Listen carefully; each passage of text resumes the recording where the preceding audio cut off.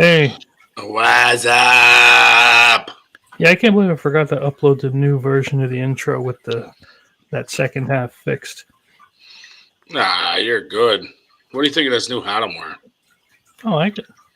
Pretty nice, isn't it? Mm-hmm. Can't wait to get the shirts in. It's gonna be really cool. Mm-hmm. I saw Big you're sick. in Skip's Picture. shooting the broadheads. Yes. I saw Look at you this. Skip's Some sexy guys on here right now. picture shooting the Mm. broadheads. So sorry. I was just looking to see we were up on live Facebook last time we had problems. Yeah, I know, right? I don't. Yeah, I don't know what happened, but I don't know. It's on now. That's all that matters, right? So we're Hey. up and running. Maybe it was a StreamYard issue, and we went to the new one. Now we're good. I hope. So, Chris, can you pull up our Facebook page? No, I don't like you that much. Okay. Oh, okay. Fair enough. That means they guys struggle with the same issue. Or like Okay. much. Share screen. Yeah, I hit share screen. Now we're just waiting for it to do what it's got to do. So what I want to show you guys, if you haven't checked out our Facebook page, and you're only watching from YouTube, our little buddy Bronson has just took his first trip to Montana, and he has shot in his first day an elk. I thought that was incredible. So I want to start off by showing that. I thought that was neat. I seen his mom's Facebook post, and her Facebook post said he hit 4 out of 5 shots. Jeez. And I think his shot, don't quote me, but I think she said his shot was like 500 yards. Wow. Yeah, I thought that was pretty incredible. Mm-hmm. So he's young. That's his pap. His name is Steve. He's a great dude. And he gets to take B on a lot of awesome adventures. So I think that's really cool. Yeah, I didn't know it would take that many to take it down. Well, I'm not sure either, but I would assume at 500 yards. I don't know what they're using or whatever, but the distances. So there's a couple things I want to talk about while you're on the Facebook page. Let's talk about them. So the last time we were on, we discussed about thermals and night vision. We had a big thing on that. So that came in this opening season. Was Friday after midnight. We went out Saturday after archery hunting, and I got a coyote and a red fox, and Brian got 2 red fox and a gray. Let's touch up on Bill. Bill has shot a beautiful 8-point buck. Look how high that is. So Bill has shot a beautiful 8-point buck. There's a picture of Bill and his daughter. And this, again, we're just trying to catch you guys up a little bit because with the season going, there's so much going on. We missed from 2 weeks. We're doing every other week now. So I want to make sure everybody catches up. I know some of you guys are watching the Facebook page. I also know some of you guys are watching through YouTube. So Bill has shot this beautiful 8-pointer. And then if you scroll down again. 1 second. Uh-oh. There's this comedian I used to watch. And I'm like, who the heck does Bill remind me of? And sure enough, it was that guy. Oh, no. And I'm trying to find his picture. No, it's actually not a nasty one this time. Oh, I thought it was something good. I was just waiting for something funny coming. No. He looks a lot like Bill. Let me see. Go back. Yeah, a little bit. And the eyes and the... Mm-hmm.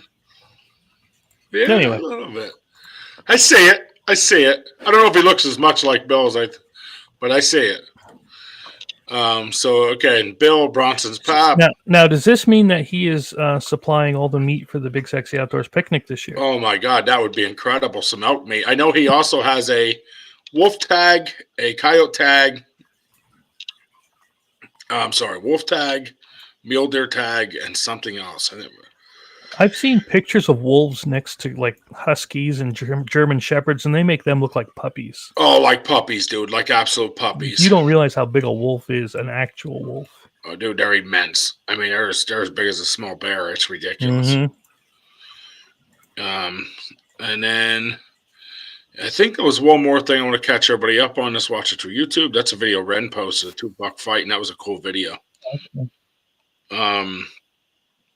There was one other thing on there, and I forgot what it was. Oh, we got a picture sent in to us. So we got a picture sent in to us by Eddie Ashfield. His stepson shot a beautiful PA buck. Okay. I swear to you, I'm scrolling. It's just. No, you'll see it. I know. He shot a right there. So he nice shot a dandy. Yeah. So I always like showing off the videos people, pictures and videos people send us. I love when we get those in. That's a 13 pointer. Look at the size of that thing. And they count that one. Ooh, that's sick, isn't it? Mm-hmm. So then the only other thing I could think of to catch he's all up on is right there. That's the slice broadhead by Interlock. And Skippy said field tested and approved. I'd say it looks like it works. Yep. So now I want Skip on to tell his own story, so I won't tell it for you. But Skip had an incredible experience. He got stuck late working in Lebanon tonight. So we'll probably have him on next time. He had some cool videos. Really cool experiences. So I don't want to be the one to tell you his story. I don't think that would be fair. We'll wait and get Skip on to tell you.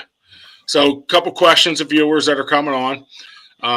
How is your hunting season going? I'd love to know. Let us know how your season's going. Let us know what's going on and what's happening. You seeing any deer in a rut? Are you seeing you get some does? Like, where are you at? Okay. Now, like Chris has this up, let's do this. It says, are you afraid of the dark? Right? So one of the things we wanted to bring up on the show and talk about was, man, I'll tell you what, I have seen a controversy, a major controversy on this question in hunting groups. So I have seen as far as, dude, you're a pussy, stay out of the woods. I have seen what in the hell's wrong with you.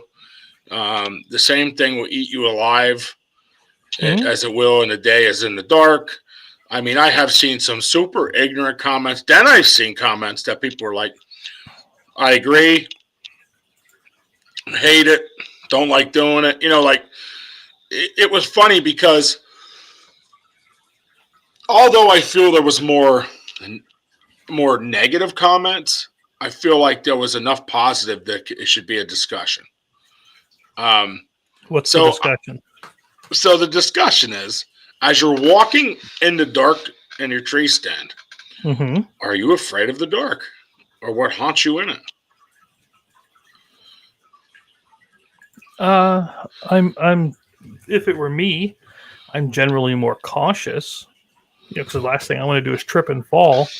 But I'm the scariest thing in them damn woods. I ain't worried about nothing. So you get up at 4 o'clock in the morning. Yeah, you know that too. You know I'm always in there by 4:30, 5 o'clock. Yep. So you get up at 4 o'clock in the morning, and you have to travel 1.5 miles to your stand. There's nothing there that phases you inside that darkness. No, there's nothing there that's gonna. Nothing that's never had a bad experience. Nothing. Well, no, that's not true. I did have bad experiences. Like, I've had coyotes come at me, and I've had, but I've never had anything like bear around here because, well, there just wasn't anything. However, I did hear that there's a lot more bear this year than last year. There is. That would be a concern. But as far as anything else, no, I've never. We did have the one homeless camp that suddenly popped up in our near our stand. I wouldn't go near that just because I didn't know who they were and didn't trust them. Because last thing I want to do is sneak into that at 4 o'clock, 5 o'clock in the morning. But otherwise, no. I mean, Uncle Randy used to joke around with us, like, don't let the Wendigo get you and stuff like that. But I mean, that's Uncle Randy. Just how we are. Oh, I got that, but I mean, I'm not gonna go that I'm afraid of the dark, but I'm gonna throw this out there because I want to be honest. There's no point discussing something we're not real with. So I'm not a big fan of it. I'm not a huge fan. Oh, I'm 44 years old. I'm afraid of the dark. However, I read some of their comments. So one of the comments again I read was, "Well, the same thing will get you as it will in the day." 100% agree. 120% agree. You think? Yeah, if it's gonna get you, it's gonna get you. It's not gonna matter if it's daytime or nighttime. Well, no, I don't agree with that though. Okay. Because a lot of the animals that are more predatory are going to be more nocturnal. So you're more likely to see them in the dark than you would during the day. Yeah, all right. So I 120 agree with that comment. However, if it's going to eat me in the daytime or the nighttime, it's still going to eat me. Well, yeah.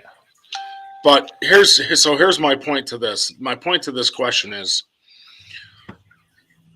how do I say it? I don't know. It depends. Yes, it's going to eat me, but I'll see it coming.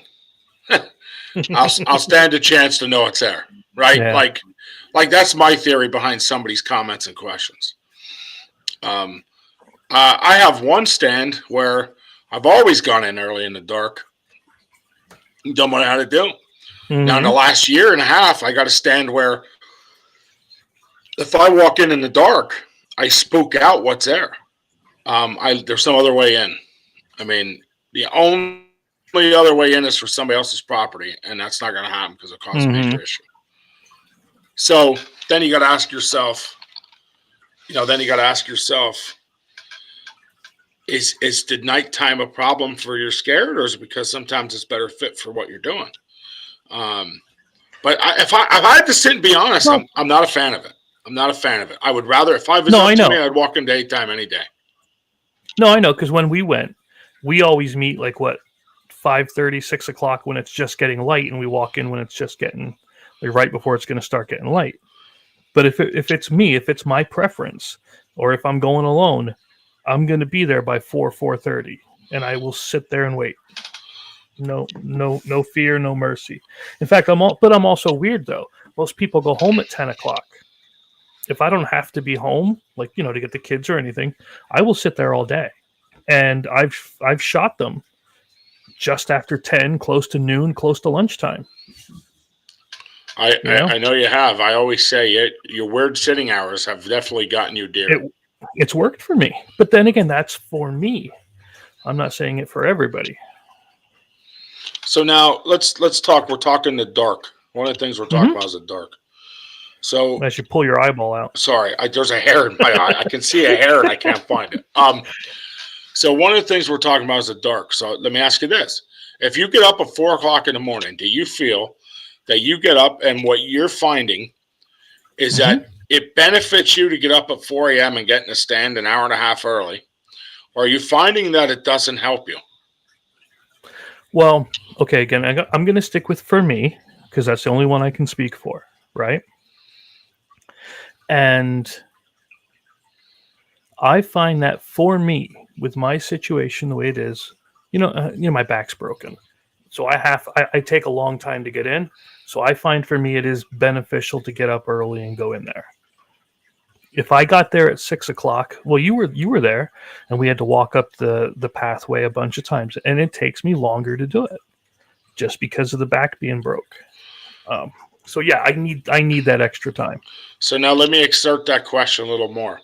Sure. So you need the extra time to get in and out of your stand because of an injury. Completely understood. Yes. Never say make a comment to it. I think that makes perfect sense. However, do you think it's beneficial once you get in early, if you're 45 minutes early to your stand, you get up in there and you're sitting 45 minutes early, it's absolutely freezing cold. It's 10 degrees. I know you're sick. It's 10 degrees, right? Yeah. And again, 10 degrees, you're freezing cold already because you're in there 45 minutes. Do you feel it's beneficial to get in there early, or do you feel that the 45 minutes is a waste of time? No, I feel to me that it gives them time to settle. Like anything I would have possibly bumped when I was walking in, I feel it gives them time to settle. It gives time for my the scent to dissipate as I'm going in. That 45 minutes to an hour that I get in there early can clean it out. See, I feel differently. That's okay. I don't know, have any and scientific that's proof why I for asked you, because I wanted your opinion in it. Yeah, no, I I feel don't have completely anything science different. for it. I feel like, so I didn't feel this way now. Let me add that I never really felt this way till I had kids hunting with me.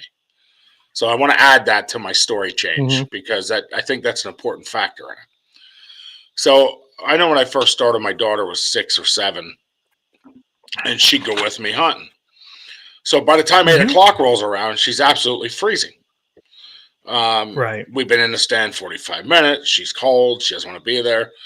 So, so for me, I started going in the woods again where it was, I don't want to say light, but I could pretty well see without a flashlight, right? So I started going at that point where it was still a little dark. I could get in and out, hopefully quicker than, because I could see a little better, get up and go. I don't feel that waking up at 4 o'clock an hour and a half earlier and getting in there and wasting that 45 minutes of tree was beneficial in any way possible for me. I've shot many bucks in my life, and I don't feel that I don't feel there was any difference in beneficial. So 9 out of 10 times, not always, but say 9 out of 10 or 8 out of 10 times, I didn't even see a buck till 7:30, 8:30, 9 o'clock. So I don't feel like it was ever beneficial to me to get in there and waste all that time getting up in a tree, getting set up and getting ready. I mean, I'm not drinking a coffee in my tree. If I could drink coffee in my tree stand in the dark, it might be. But, in the dark, you're not going to turn your flashlight on. You turn your flashlight on, you're going to spook anything coming. So I just don't feel like, for me, it was ever beneficial. And I guess I was always wondering, does anybody else feel that way? Speaking of taking somebody with you, when I took him with me, he we used the pig. Did you see that? No, I did see it. You want one. All right. I love that you use that for a buck run. I have to tell you that. But we were sitting there just like you said, and he ended up being using my coat and bundling up all day. So yeah, I think if you're taking a little kid with you, it's going to definitely alter everything that's going on. I didn't even see anything that day. So let me ask you this: if you were taking your son with you, and you were going to be there for light, okay, I'd go. So daylight. You would be in the same boat. You would say 6 o'clock, quarter of 6, whatever. Yeah, if I got the kid with, it's going to be daylight because, on account of getting him through the woods, getting him all set up, I don't want to have to worry about him tripping and falling and getting hurt. I'll do that during the day. See, and I didn't do that the first couple of years. The first couple of years, I got up 4 o'clock, and my daughter wanted to go. She got up 4 o'clock to go with me. Good job. And the more I did it, the more I kept saying, "What am I doing?" By 8:30, she wants to go home. You know what I mean? And the hunting's just getting good. 8:30, 9:30.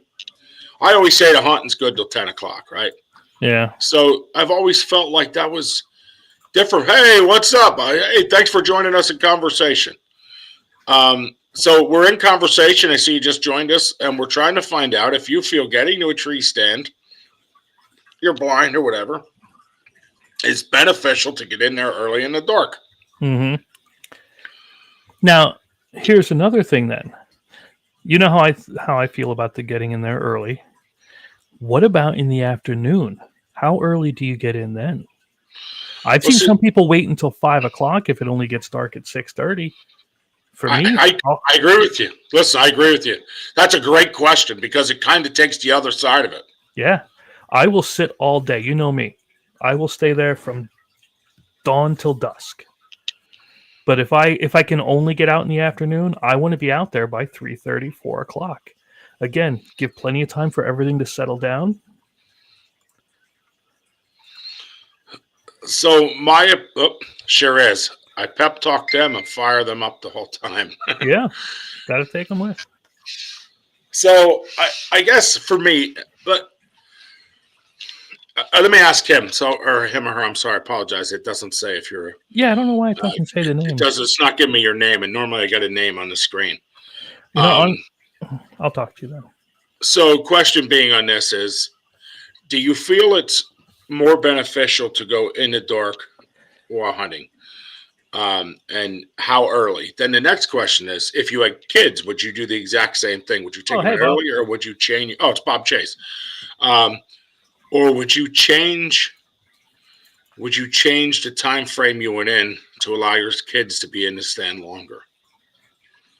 Well, that's a different question, Buva.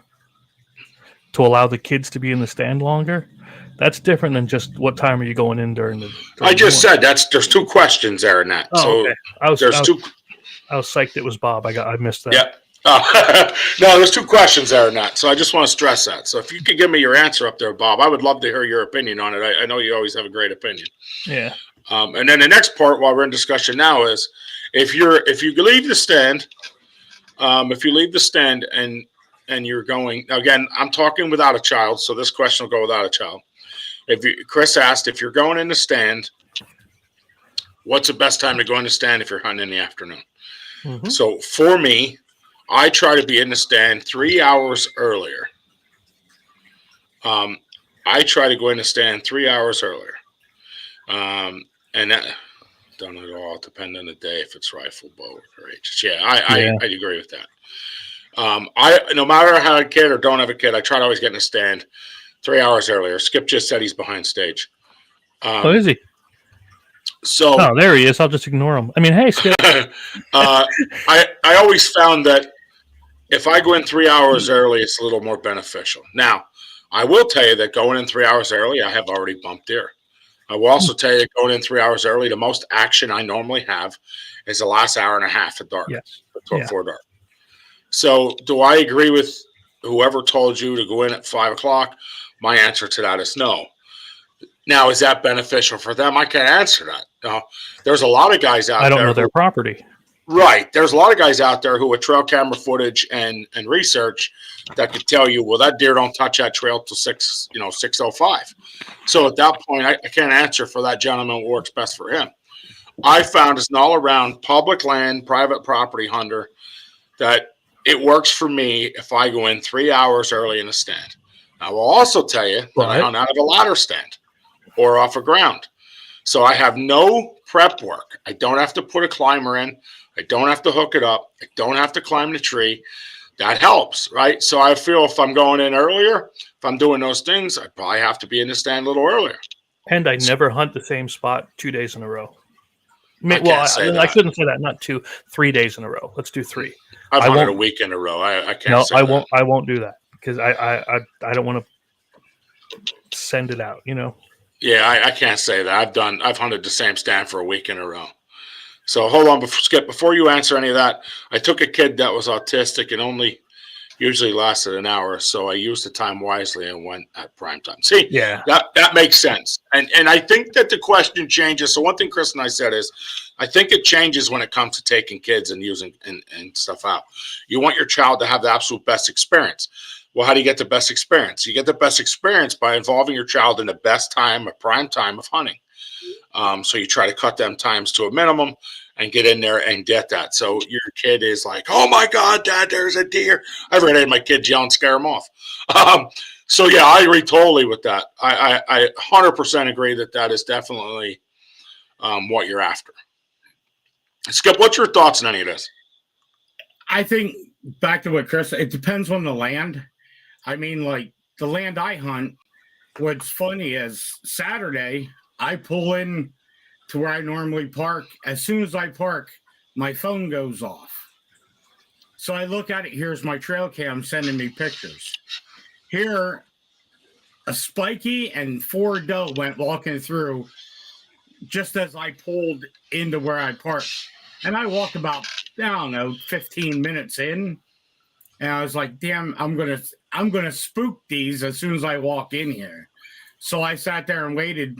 I think it was about 40 minutes. It was probably about 10:06 before I actually got out of my car then and walked in. So I guess my question, Skip, is what time do you normally?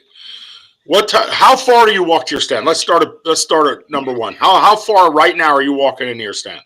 100 yards. Okay, so you're about 100 yards. Now, what time are you showing up to go in the woods? Usually at least 2 hours before. So you're parking in your spot approximately 2 hours before. When you get there and you're going in the woods, how much time does it take to prep before you go in?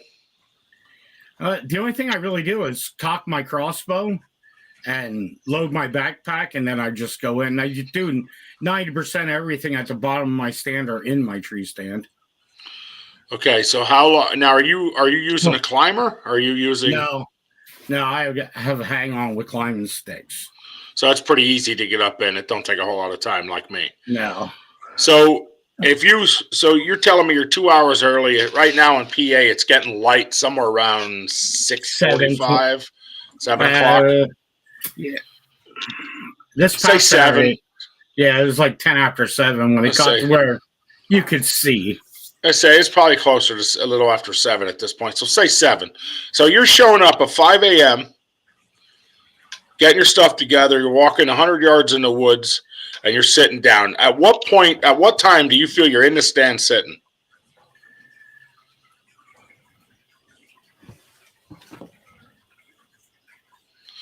So, if you're hanging buck scent pads, if you're hanging doe estrus, whatever you're doing, at what point do you feel you're... I say I'm in my stand. I say I'm sitting in my stand by 5:30, 5:40. Mm-hmm. Okay, that's kind of what I figured your answer was. So now that you have an hour and a half that you're sitting there before you have daylight, do you feel that time in that area is beneficial? See, that's a trick question, because what do you mean by beneficial? I can use that beneficial time to work through my day. I can use that beneficial time for talking to God. I can use that beneficial time for a lot of things. It doesn't have to be I'm listening for the squirrels to start running, although that is a good thing. Like, right when the squirrels start kicking it in the morning, that's when everything's starting off. Well, we're talking about hunting, so I'm going to say is it beneficial for hunting, but dear God, if you're using it for Jesus or anything else, you can say that too. I'm okay with that. But that is what I do. I sit up in there, and that's when I do this is my time to decompress kind of a thing. Okay, that makes sense. So that's part of the reason why you're going in so early. Now that makes, and that's kind of what I'm getting at. Like, are you using that time, or is it not beneficial? So it may not be beneficial for hunting. Chris, where'd you go? Get back on. It may not be beneficial for you for hunting, but Chris is saying it's beneficial for him for decompression. Just in general. Right. So we're up here taking kids. I always pack lots of snacks. Let them use the grunt call, binoculars, rangefinders. We tell stories, take pics. Rarely get in the stand 20 minutes before light. Yeah, I see, Bob. I agree with you. I did the same thing. I brought sodas for the kid. He was using the grunt call. He was using the rangefinder. I was showing him, this is what you're looking for. This is where I shot the last one. Yeah, that's exactly what we did when I took the kid with. Chris, bring your pretty face back up on the screen. I'm choppy. It's not working right. So I'm choppy. But I agree with Bob 100%. If you're taking kids, I think, like, again, minimum time sitting to seeing nothing is beneficial. Yeah. They lose interest real quick. Mm-hmm. Right, absolutely. And you can't blame them. They're kids. The tolerance level, and at that point, they're flicking stick footballs. And don't ask me how I know, because I was never a kid. But now, Skip, let's go back to hunting. Do you find that hour and a half you're sitting in this tree is beneficial to your hunting strategy? Yes. You do? Because so it could be beneficial and it can be a hindrance, because say you get 5:30, you get to the bottom of your tree stand, you go and put scent on your wicks, put your scent punks out, put a little doe estrus out, turn on your buck scent pads. So now you're in your tree stand. So say you didn't spook anything out. There's nothing that knows you're there. Mm-hmm. So now it's dark. Are you bringing deer in and they're coming in past you in the dark? You know what I mean?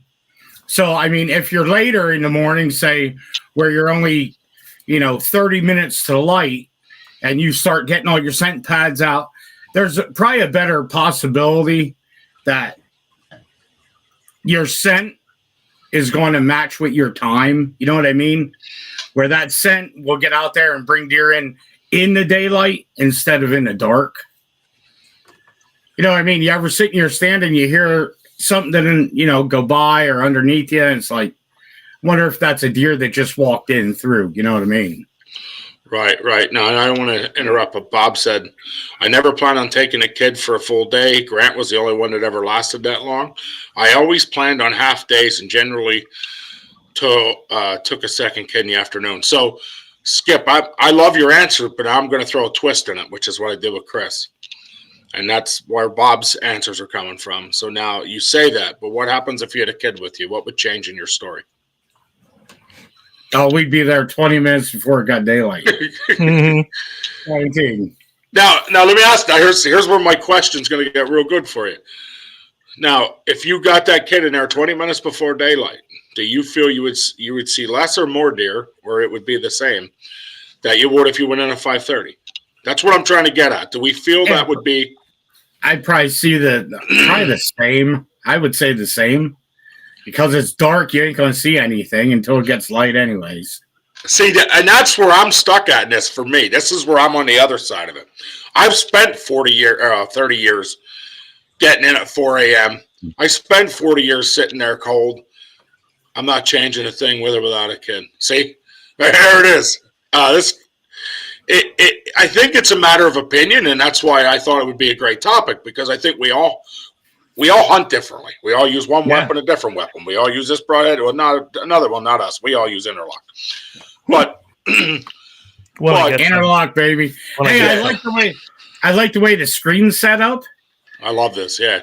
Since I'm the only one that shot anything with an interlock, it's right above me. Oh my God. Chris, can we boot him? Can you just hit the button? No. But no, It definitely is. I think it's definitely after watching a website. So I want to say I was on Pennsylvania Hunters, or I was on Run and Gun Whitetail, one of them Facebook pages. And somebody posted, "Are you afraid of the dark?" Which really made me question a lot of things about the dark. And one of them is it, for one, are you afraid of the dark? I mean, let's be real. Are you afraid of the dark? Are you afraid of creatures in the dark? Are you afraid of what might happen if... Well, I mean, we live in PA, okay? So we don't have wolves. We have quote-unquote mountain lions. You might run into a bobcat or a Sasquatch. But other than that, if there ain't wolves in your area, I probably ain't afraid, or a serial killer that got loose. So I got to ask this just because I know you two are going to probably comment to this. What have you ever, Bob, you'll be a good one for this. Yeah, I'm sure there's a story behind this.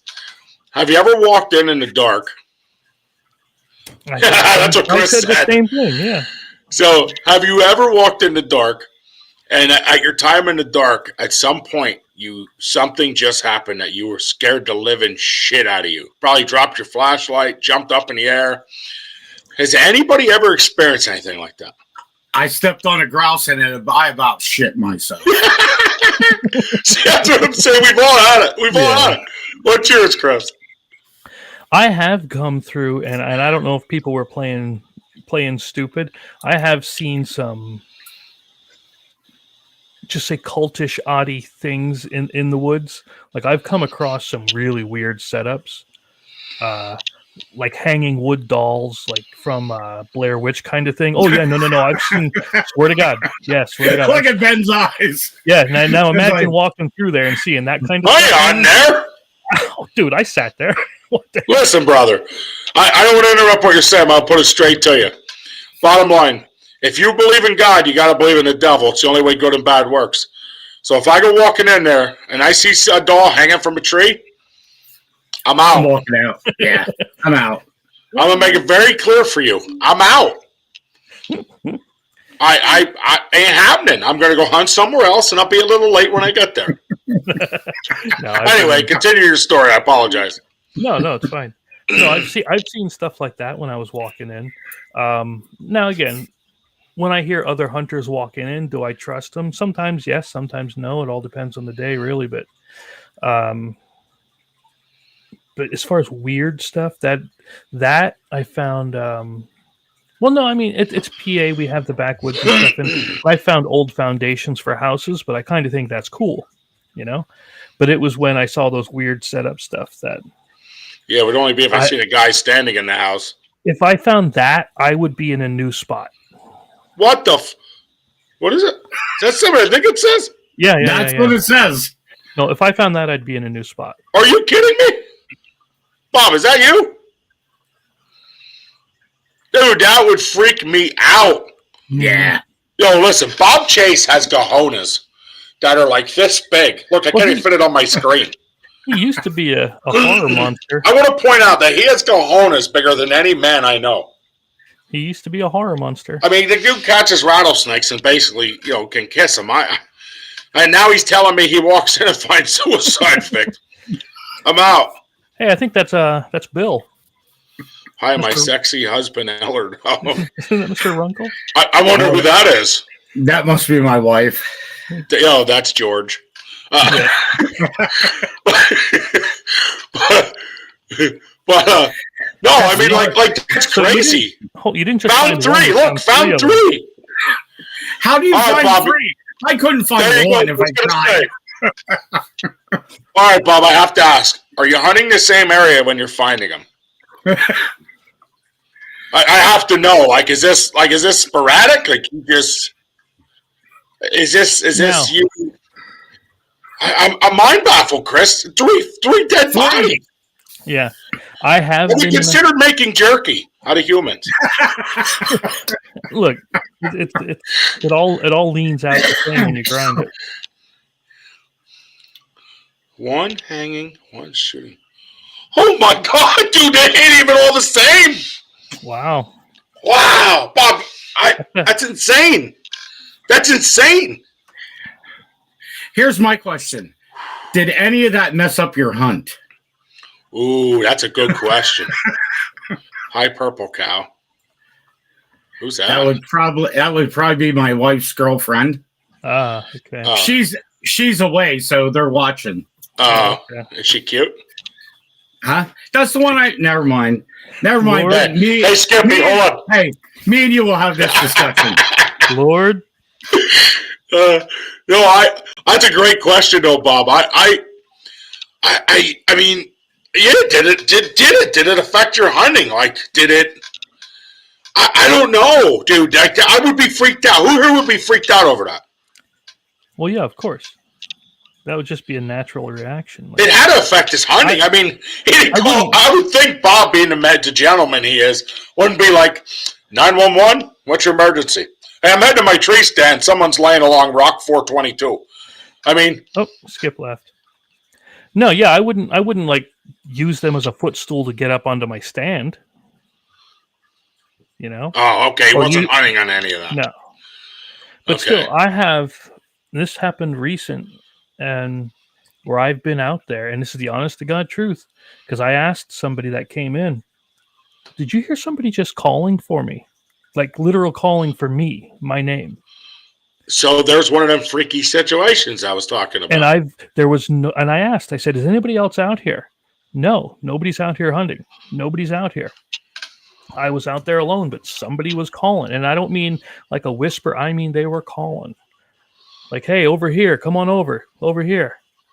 I'm like, where are you? And I swear to God, I said, where are you? I'll come over and chat with you for a minute. I don't have to be in the stand yet. And they just said, come over here. Where are you? And then that's how we went back and forth for about 15 minutes. And I never met the person.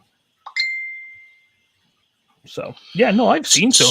I've had weird stuff happen, but it still doesn't keep me out. I'll still go. So I had a couple weird experiences. I'll throw a couple at you. One is I was out in Jeff Swamp. Years ago, Jeff Swamp used to be open to the public. Mm-hmm. And we were walking back a trail, my dad and I. And as we're walking back through, I said, man, Dad, I feel like something's watching us.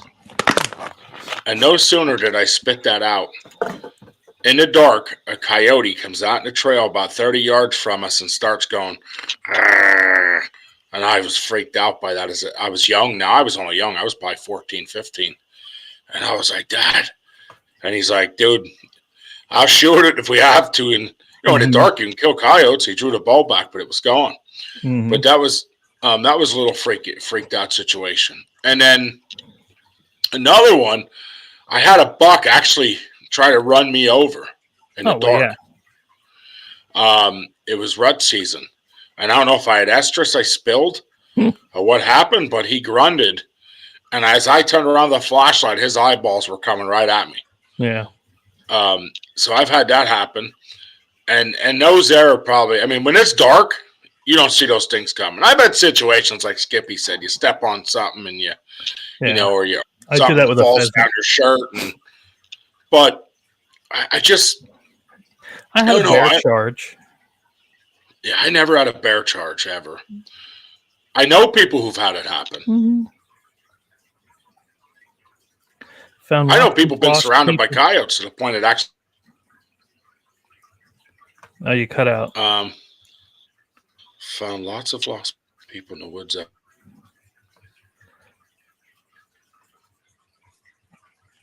Yeah, Bob, we got to get you on to talk about some of that. Mm-hmm. I would really be intrigued. I know you have a lot of really cool experiences. Little Debbie's. Oh, that's a good question.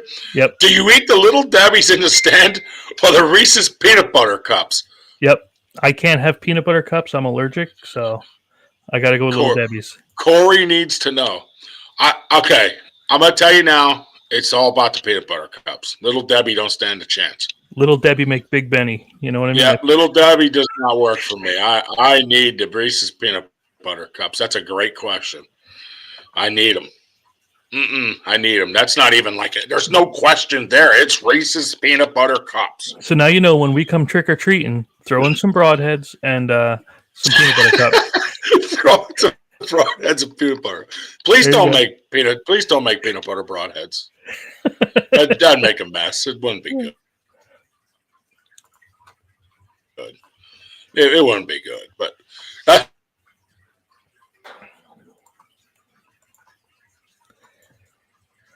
Yeah, I think I was awesome seeing his video that for his first.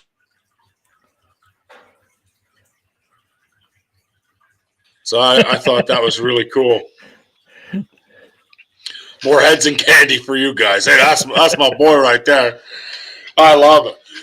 But it is funny. I mean, there's some really cool experiences. Like here's a guy like Corey who, he's going where they have wolves and he's going where they have mountain lions. I mean, the experiences he has is probably even greater than anything we've even come across. And I'm imagining once you hunt in a place like that,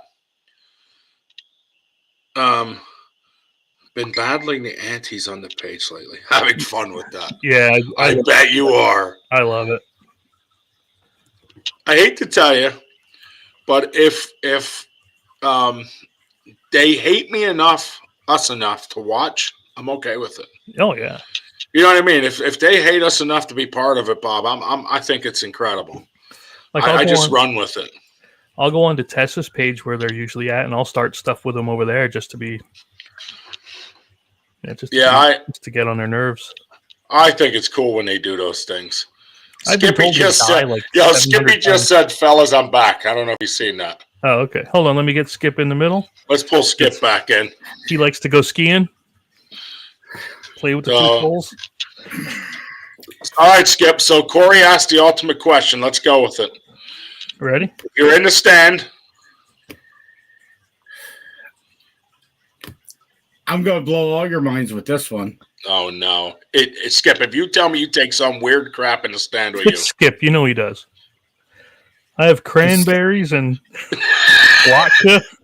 No, pistachios. Pistachios. Yep. That could be worse. I thought you were going like a little on the weird side for us. That's not pistachios isn't terrible. I thought you were going to tell me like eat pomegranates or avocados or something. He takes like the body. Up there making avocado toast in the woods. That's what I kind of thought. Do I look like the kind of guy that's going to sit and eat an avocado? Skip, I don't want to answer that on here. You really like your curtains and bed sheets. Yep. Hey, never make fun of Timu. Ever. Don't ever do that again. Chris, cut him off. No. You thought your internet went down last time. You're wrong. Yeah. Was that? I didn't know if it was the CIA or Chris. So It could have been either on that, honestly. As Chris is the CIA. That's Chris in action. Hmm. No, I like for real. Now, Skip, you get up early and go fishing, right? You get up, and I've seen you wade creeks in the dark and fishing. You ever had a weird experience there? no, not really. Nothing swim up the creek to you? Nothing? No.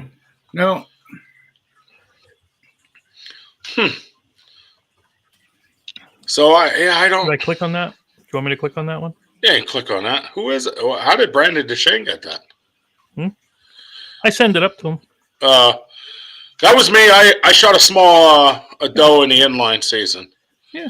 My daughter was begging me for some deer steaks, and I finally said, "Okay, Dad will go get a deer." I went up the top. I went up the top field. I knew they'd be out. I stood in the high grass. I have a video of it. I just didn't download it yet. I literally stood in the tall grass. The grass is about up to here on me, right? And I put a bog pot up, and I put my muzzleloader in the bog pot, and I literally just stood in the grass. That's all I did. I knew they'd come out the edge of the field, so I just stayed standing in the grass. And two come up out. I picked the biggest one of the two and laid it down. And when I get up to it and I'm seeing how small it was, I almost cried tears and called myself an embarrassment to hunting. However, my daughter wanted good steaks. Man, do I have good steaks. They're probably tender. They are phenomenal. So I always get more than one doe tag just for the reason I can take a yearling. What's up, Mike? That I can take a smaller deer in order to, make one into steaks. So I'm okay with I did it. I don't like doing it, but I didn't brag a whole lot about it. It wasn't like it was born this year, but it was definitely born late last year. One of those. But again, I kid wanted steaks. I did what I had to do. So I tell you what. How much time do we have? Not long. We got about another 10 minutes. Oh, I got a cool story. I know our subject was in the dark. Skip, we want you to get on in 2 weeks and tell us about your buck story. Okay. Hopefully by then we have all your video footage and we can download it while you're telling the story. Okay, so we really want to get your video footage all downloaded and ready to go. So we'll have to get together. Yep. I'm going to give you guys a little story now. So I moved here in this farm a couple weeks ago. I've been watching the deer and the movement and seeing what's happening. I'm starting to catch on a little bit where the deer are moving and what's going on. I personally have yet seen a buck. My daughter's seen a few out in the field. Now, I went out Saturday. So the goal was to go predator hunting and shoot a bunch of coyotes and fox. So I decided, well, I'm not going to take the bow. If I shoot them with a bow, I'm going to have to track it. I'll track it, and then I know how it goes. Plus, if I hunt with the bow, I go down deeper in the woods. I go down to the bottom off the creek. So I was like, I'm going to stay up along the field edge where I know there's a couple of doe. I'll shoot them with the inline. Hopefully, I can redeem myself and shoot a big one. So I took an hour nap because I knew I was hunting that night.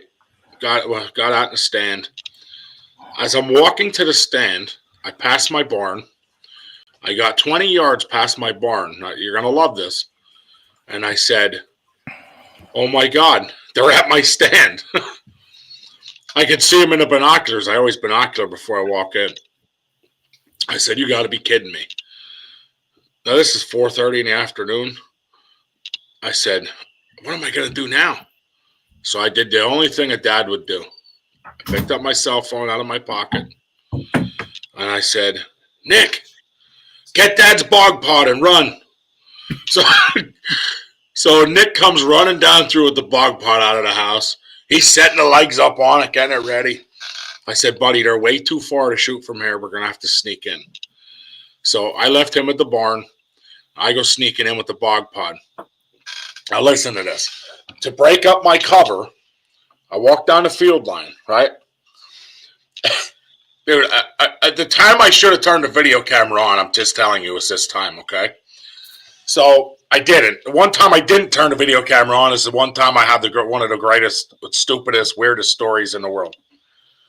So I'm walking down the field edge, okay? I take the bog pot and open it up to hide my cover in front of me and put the gun in it.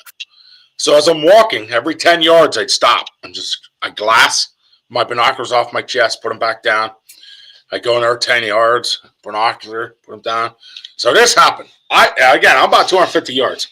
So I got within 90 yards of these deer. And I was like, yeah, I'm going to shoot one. I can hit him with a muzzleloader from here. So I happened to turn around. Now, here's my boy who I didn't know the whole time was walking behind me. I told him to stay at the barn. He's right there on my tail side. I'm in fluorescent orange, and he's got a white costume on to go trick-or-treating. Friggin' Nick. So I said, hey, get down in the grass. So I was so upset with him but at this point, he couldn't run or leave, you know what I mean? So I leaned up on the gun, clicked the safe. I laid my head down, I'm looking through. And I said, hey, which is the bigger one? He said, the dark one. I said, that's what I thought. Kaboom! The smoke flies. The deer hits the ground. It's yelling, carrying on. I said, she's done. She ain't getting up. So I didn't put another charge in the muzzleloader. I assumed it was over. Well, boy, I assumed completely wrong. So this doe jumps up, runs 50 yards right at me, falls over dead in the high grass. I thought was dead. So I walk over. I have no charge in my gun. I need to stress this. Nothing. I bend down to grab her and realize she's still alive. So I was like, well, I'll put another charge in just in case. So I'm literally at this point 2 feet from this doe. 2 feet. I take the muzzleloader. I drop 2 pellets in, put a bullet in. I ramrod the stuff down. I'm there. I always do 3 hard throws with a muzzleloader to make sure the pellets break a little bit. So I do this. Okay. Now listen to this. I do this. And as I do this, I click the hammer back. I thought I'm going to just put another one in her. I don't want to see her suffer. Okay. She jumps up and takes off. Now, she didn't leave the whole time I loaded the thing. Only when I clicked it. So as she's running, I took a shot at her, of course. Well, I didn't hit her. I see her go down 50 yards again and she falls. So I was like, I got her now. I have this, right? I thought I have this right where I want to be. So I get down there. Now, when I get down there, I can hear this. And I'm like, she's gasping. She's done. So I can't find her, but I can hear her. So she's laying in the high grass along this tree. I reach down to grab her. She gets up and runs again. So now, at this point, she has blood pouring out her nose, her mouth. And I know she's gasping for air and she's hitting the lung at this point. So I came back the next morning. I'm going to ask you all a question. Where did deer go? Because there ain't no way she survived. You can't convince me. Coyotes. Yeah, but they wouldn't have drug it away. They would have known. They would have ate it where it was. I said the same thing. They would have never. The only thing would have drug it away was a bear. Or a fisher. Even a fisher. I mean, if to drag a big doe. I searched. I took my dog down. Now, my dog isn't a deer dog. But if she sees a deer or smells a deer laying in the grass, she barks at it. You know what I mean? Yeah. She didn't make a sound. Not even made an act. Now, what I can tell you is 3 times I watched that deer get up and run about 50 yards. The last time she got up to run, I don't know if it was, how they call it the leap of death. I don't know if she just put every ounce of her run in knowing it was over, made it across the creek up into the neighbors. Man, oh man, it's so thick in there, you ain't finding nothing. But there was no blood, no nothing.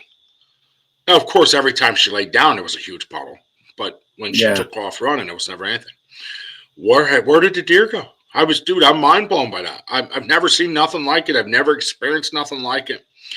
I am absolutely just astonished that she even had the energy to get up after hearing her. They are resilient, though. No. I was mind blown. Mind blown.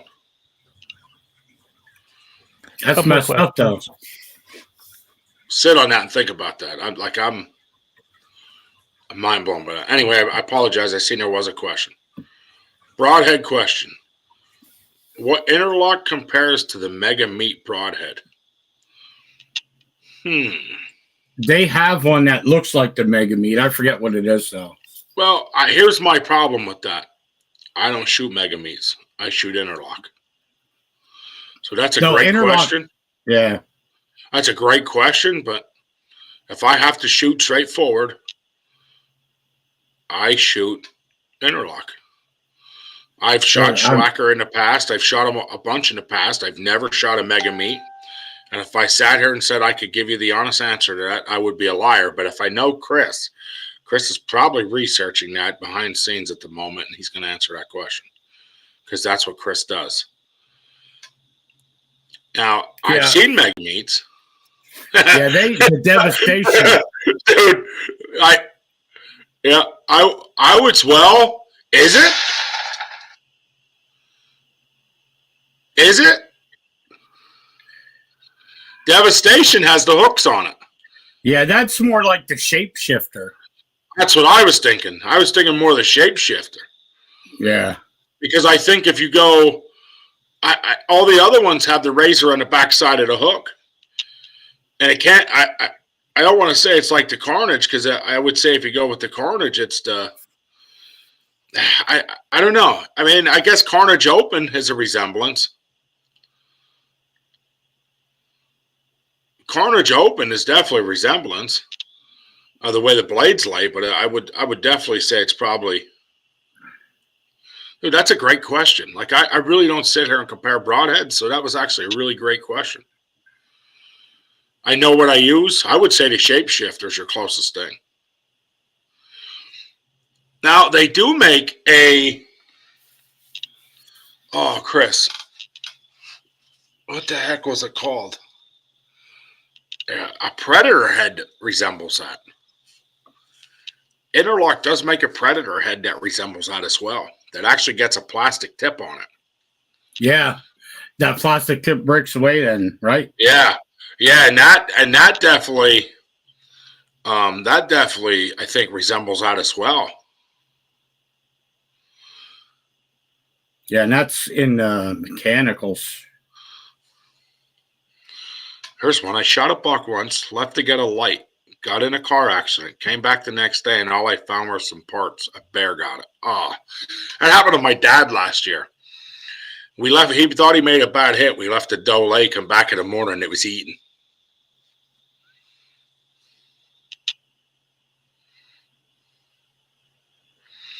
I never seen a wound channel from Interlock, so I was curious. So I will tell you that the devastation for Interlock, I love the questions, guys. Please always get on and ask questions. I love when you guys are involved. I think those make our best shows. I will tell you that my own opinion with Interlock. I have the Carnage. I love everything about it, but I've yet to kill a deer to give an insight on it. So I'm going to tell you that the devastation is a really big cut diameter. I want to say 2 inches if you're using mechanical. The Slice Broadhead by Interlock. Yep, and the slices with Skippy's you. Skippy, what damage did that do? I'm going to shoot it out of the Barnett Hyper Raptor. See how it does. For being a fixed blade, that thing. Wait till this video's done. The Interlock Broadhead shot. The slice out of the Barnett Hyper Raptor blew right through it. So look at that. Just like a field point, baby. Yep. I'm telling you, for how small I don't think it's a 2-inch diameter on them. On the slice, it might be. I think it's like 11/16 per blade side. That's not including the shaft where the blades go against it. I think they're 1.25 inches, Skippy. Yeah, that.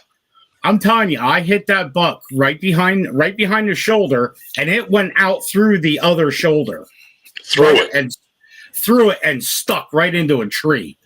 I went over after I gutted my deer and everything. I grabbed that, yanked it out of the tree, dumped water on it, and still cut paper in my car with it. It says 11/16 cut diameter for the slice. So that tells you that's a sharp broadhead. Blades are still intact, nothing broken. Nope. And I looked at them blades and looked at it. Nothing's bent, nothing. So that's a reshooter. And after it even stuck in a tree and went through a deer's leg.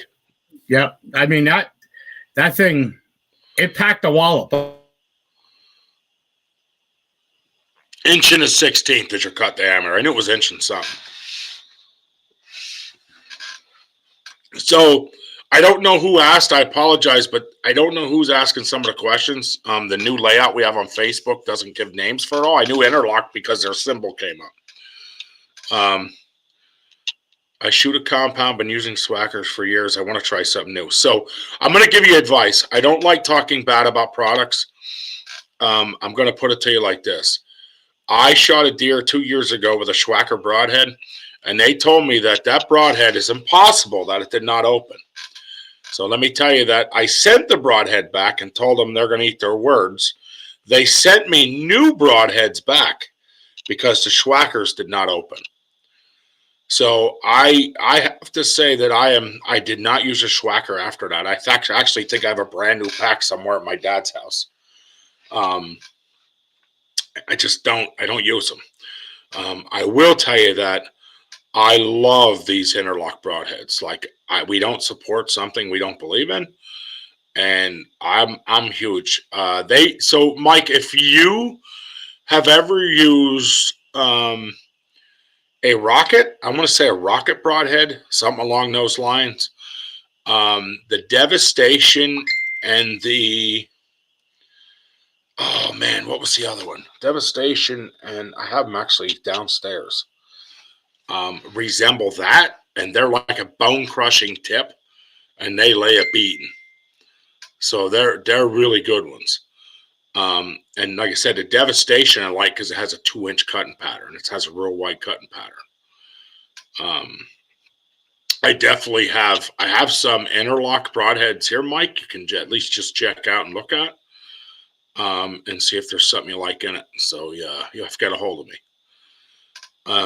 As for, there's another question. I apologize. I believe this is Mike again. There's an M. When I was mentoring for the Game Commission last year, they were telling the mentees to aim for the shoulder with their crossbow. And whatever tip they were using, they were blowing right through and dropping the deer. Chase. Okay. So, wow. Yeah, if you're blowing through shoulder bones, that tells you something. And I will tell you that the first thing Skip did when he shot this deer was not only call me and tell me he shot a nice buck using the Interlocks, but he said that broadhead went right through the shoulders, come right out, and went right into a tree. And he's like, I can shoot that into a deer again tomorrow. That tells you something about quality of a broadhead, because a lot of broadheads I have, I pay $35 or $40 some for 3, and they'll break after going through. So I think that speaks for itself, just that alone. I hope that answered your guys' questions. I know we're a little past our mark. I hear my phone banging. I'm sure that was Chris. So I'm going to let you with this. I'm going to left you with the same as the title says, and that is, are you afraid of the dark? Or do you have any bad experiences in the dark? Just because the show is about to end does not mean you cannot answer these questions. Please comment below, send us a message, and let us know. And on a final note of the show, our sponsor, Matthew Bladeworks, has just sent in the mail, I do not have it in my hands, but it's in the shipping process, a beautiful, beautiful handmade knife that is going to go up as a giveaway. So I'm going to have that put up as a giveaway. And me and the guys have talked, and it sounds like we're going to do a contest for it. You must be 18 and older to join, but I will tell you that you guys are going to love this knife. Matthew Bladeworks has made some beautiful products for us, and another one of those products we stand behind. Guys, thank you for watching. From here at Big Sexy Outdoors, God bless. Have a great night. Big Sexy.